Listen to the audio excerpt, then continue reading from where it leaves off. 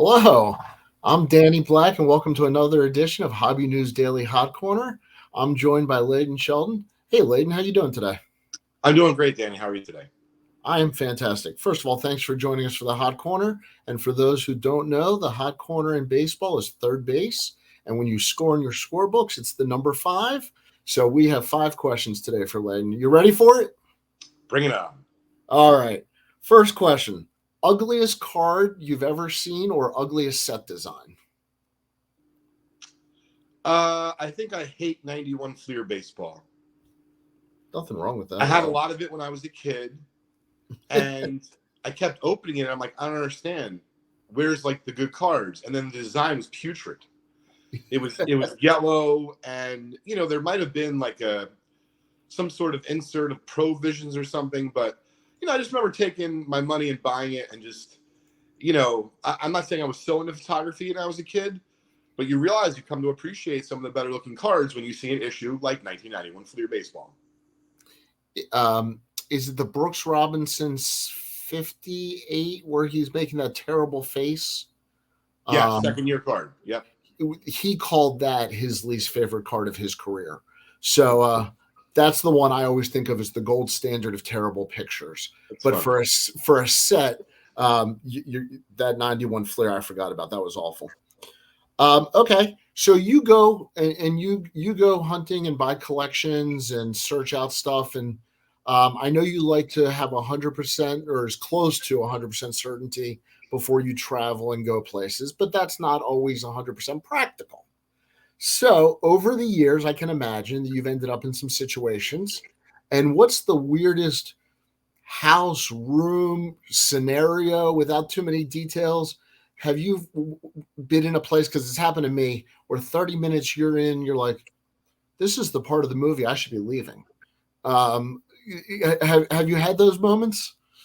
Yes. So I know I have the situation I'm thinking of, which I'm going to describe in a minute. But I actually just came back from a treasure hunt yesterday, and the only reason why I'm bringing it up is because you said, "Hey, I really do like to go out on the road when things are a little bit more certain," and it's true. But this was one of those where it wasn't certain. But I'll kind of save that, whether it be later in this episode or future episode. Sounds great. But the situation I'm thinking of, and I won't name the individual, but it was local enough where I was willing to go to his home. This is several years ago, and by several years ago, it could be as many as 15. A dozen, 10, I'm not sure exactly. Really, really nice guy. Had bought a bunch of stuff from us, maybe even consignment stuff when I was accepting consignments, and said, Late, I'm ready to sell. Okay. So we had a meeting of the minds, felt pretty good. Certainly I had a lot less experience then, but no less excitement for the stuff. And I knew we had good material. And so fast forward, Danny, we reached a deal. He Okay. wasn't thrilled about it, right? But we reached a deal. Packing up. I paid him. I just, hey, just want to make sure you got everything. We're good. I'll never forget.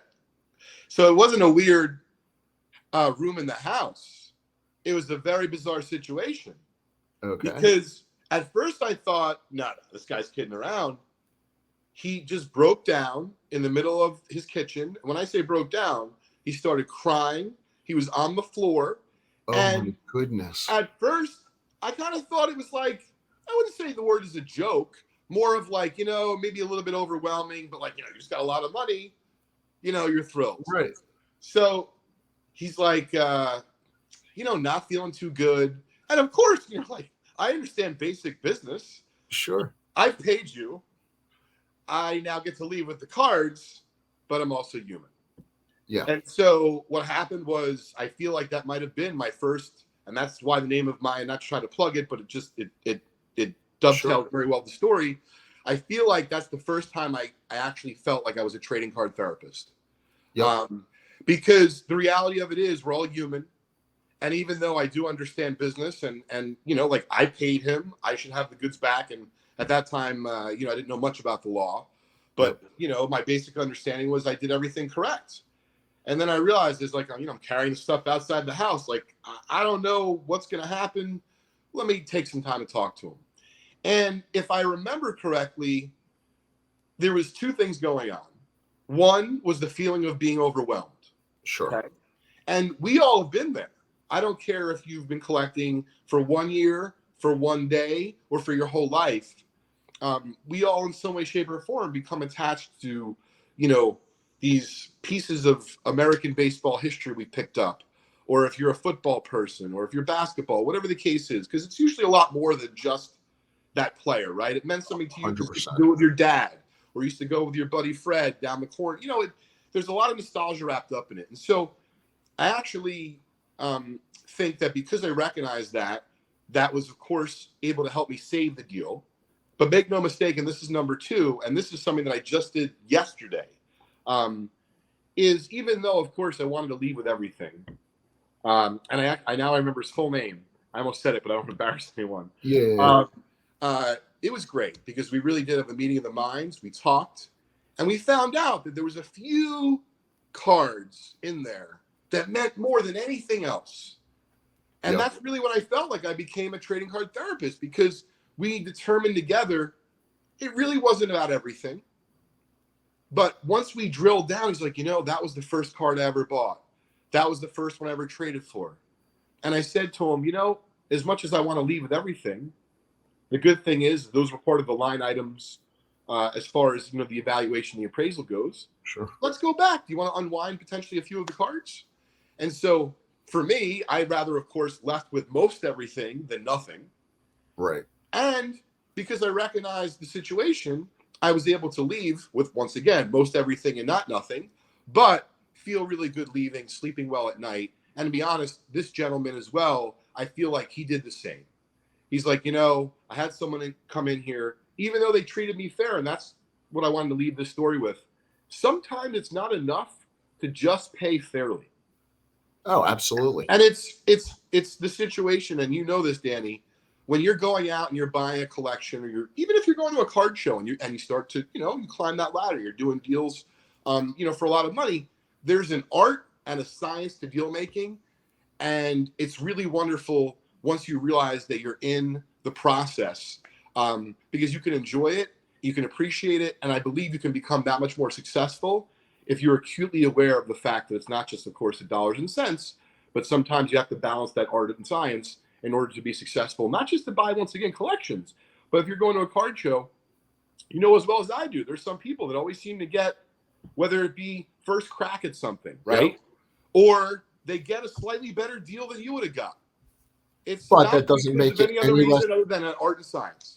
It makes it no less entertaining that you ended up with a man on the floor in the fetal position crying. So it's the truth. I could get him on a podcast. I'd have to reach out off camera because I wouldn't want to put him in that position. I don't want to. I wouldn't want to make anybody uncomfortable. But I will say, I think he'd laugh about it now. I do.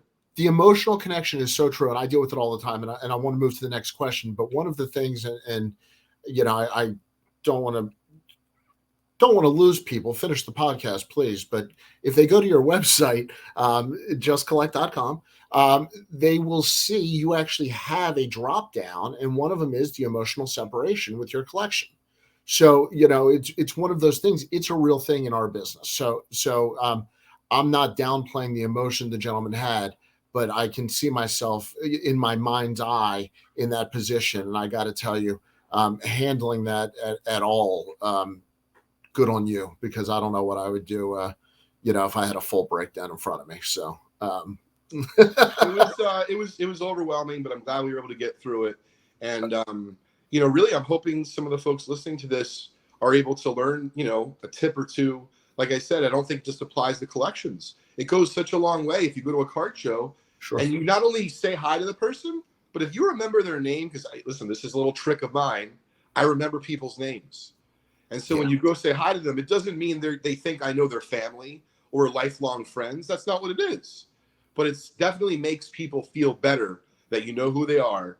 And the better you make them feel, it's logical that the easier your deal making will become. Well, you're better than me. I'm still working on my kid's name, so I definitely. I don't know my own middle name. I'm still trying to figure it out. My parents won't give me the documents.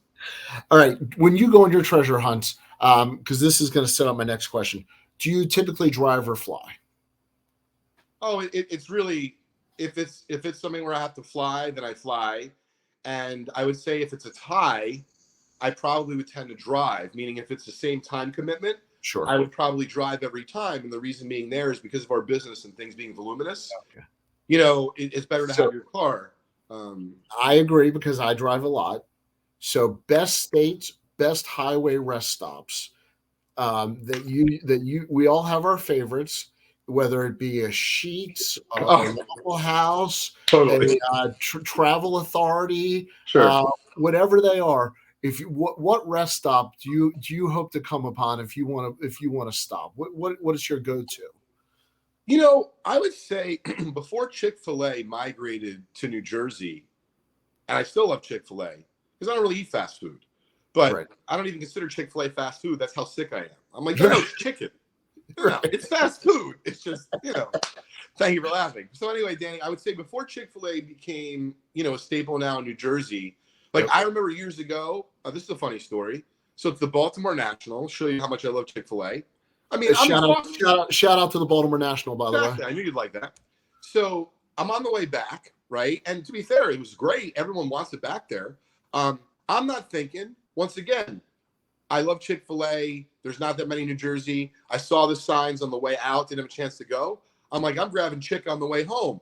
I go off the exit. It was one of those at the rest stops. You had to go just a few miles. Mm-hmm. And I get there. I'm like, you son of a you know what? It's effing Sunday.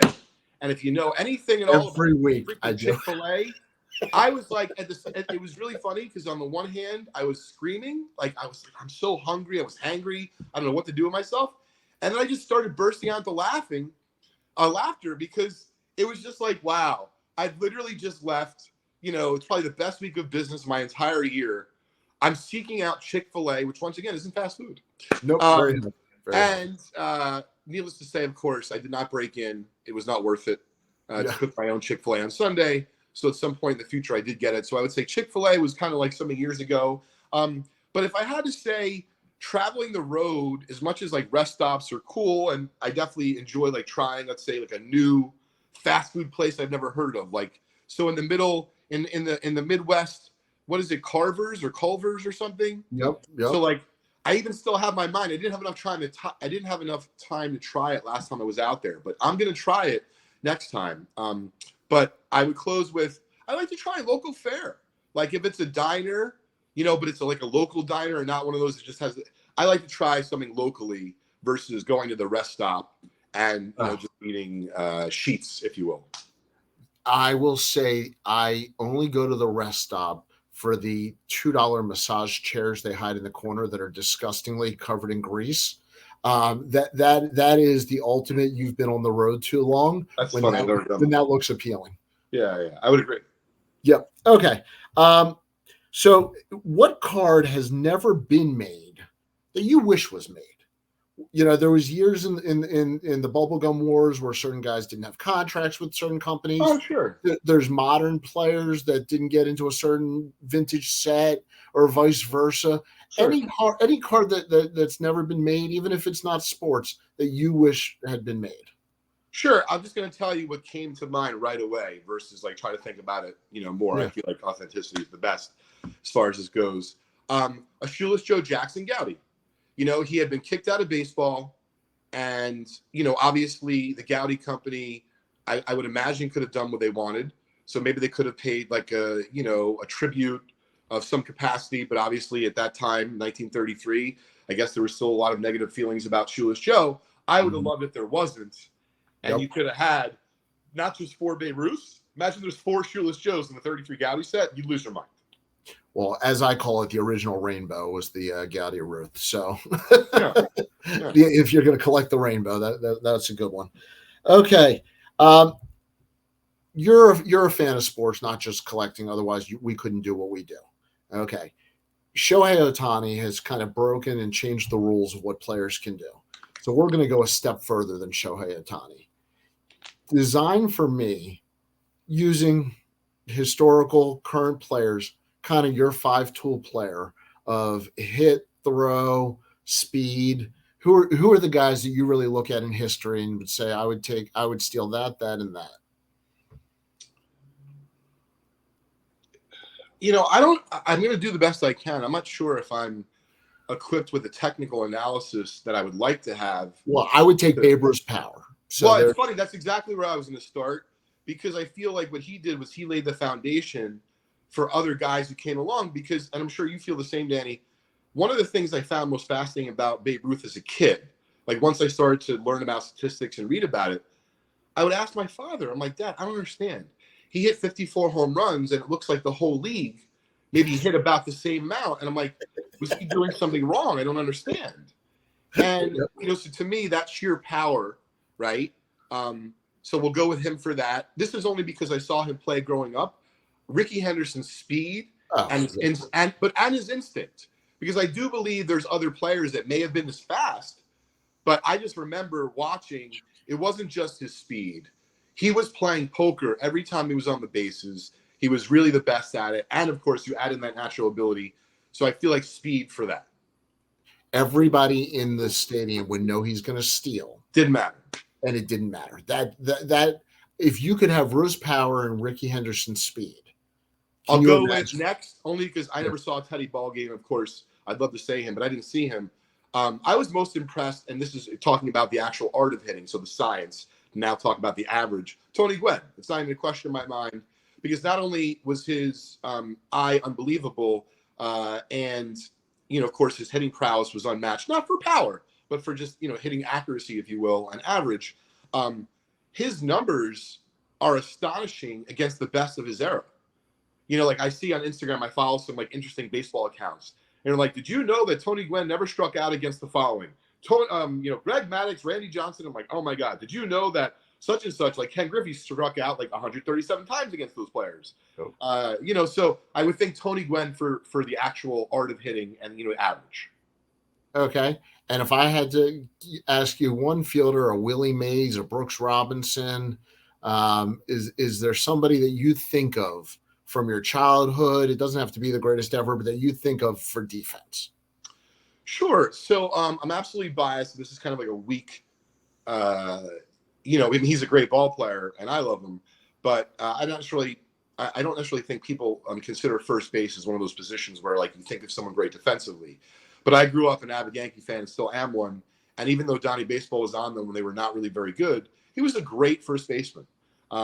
So I would say Donnie Baseball for first base. And then even though I was much younger, I really enjoyed watching Ozzie Smith, at shortstop, and the highlights and such. So those are my two guys. And it's not that I don't feel like Willie Mays could be the best outfielder. I just don't know how I'm supposed to give that information when I haven't seen those people. And even though I gave Ruth for power the way that you did, I feel like I've seen enough Ruth clips and I know enough about the numbers from that era to feel confident to give him as the person I would choose.